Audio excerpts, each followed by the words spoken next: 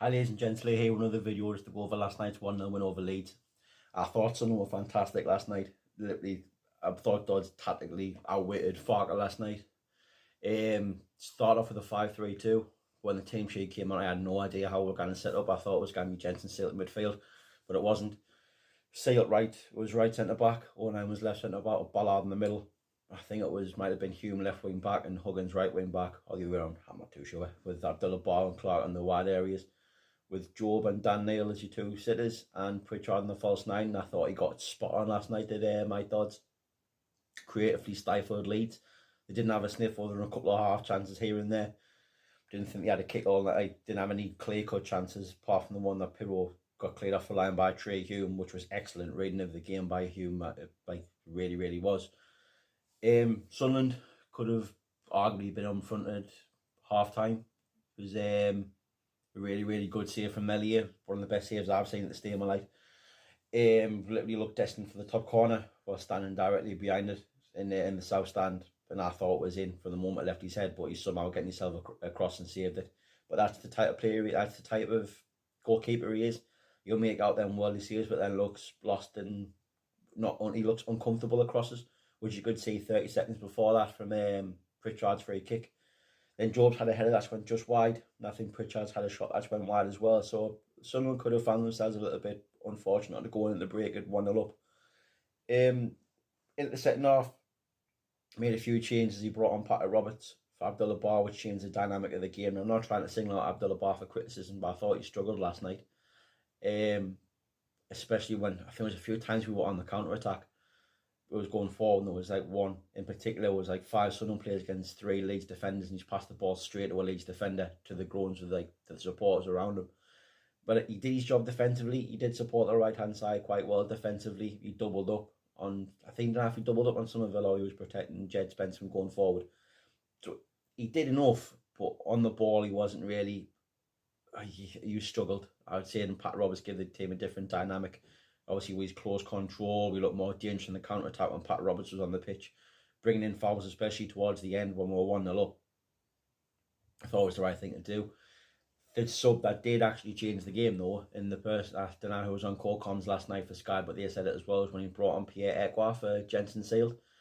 I didn't notice at the time. It looked like he changed his system to a 4 at the back, with Hume at right back and Huggins at left back, and Ekwa and Neil sitters with Job further forward. And we rate the rewards of that. Job went and got the goal. I still think he's a centre forward. He literally could go and get 15 goals in this league. He's just in the right place at the right time constantly. And you've seen this, it gets pointed out in every press conference Mike Dodds does.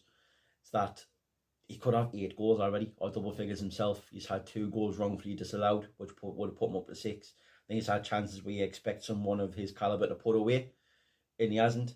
So I think if he stuck at it and put up front, if his brother thinks he's a centre forward, he's got to be a centre forward, and I think he's out of the options we have. He is the best option. I won't be surprised if he is playing down the middle against Bristol City away.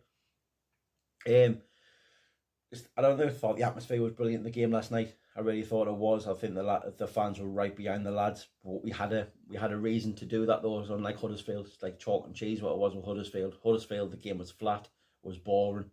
We were poor, and the fans had nothing to cheer about. Last night it was totally different. The lads were fantastic, and the crowd got right behind them.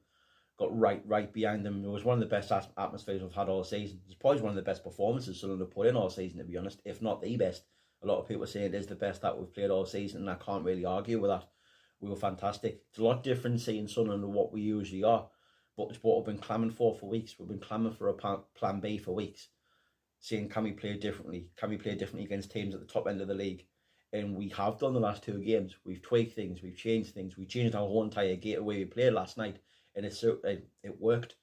Like, you got to give Mike Dodds loads and loads of credit. And I said on me initial reaction last night as I was walking to get the bus, if you want to watch it, it's in the description. If we kind of get someone like a Will Still in, instead of going for like a French assistant manager or someone like from a different league, just give it to Dodds to the end of the season and have a look at it again after that. Because you can't really give anyone a job after 2 games. I mean, the shirt I've got on, the Ricky Sprazier one. We were brilliant after that. We were brilliant the games he took over. Then you got the job personally. We fell off a cliff and we were dog shit. But I think we've got a totally different group of players now to what like Sprazier had back then. we might haven't got the players like Jibril Cisse, etc., but we've got lads who just want to go out there and fight for the shirt, go out there and fight and give their all for the shirt, and they believe in Mike Dodds. That's the main thing, they believe in Mike Dodds. Anyway, it's just a little quick one for me today, to try and get it out there today, right, to prep the Bristol City preview. That'll either come out tomorrow or Friday, depending on when I get time. If you want to have a look at any of my videos, just click the channel, have a look. Just got a separate playlist there. I do hope they release my first episode of Best and Worst next week, but we'll see what happens with Sunderland. Been a bit hectic the last 2 weeks. Hope you've liked the video. I've been Leroy SAFC. You have been an absolute delight, and I'll see you at the weekend. Well, hopefully we're coming away from Bristol with another 3 points. However, lads.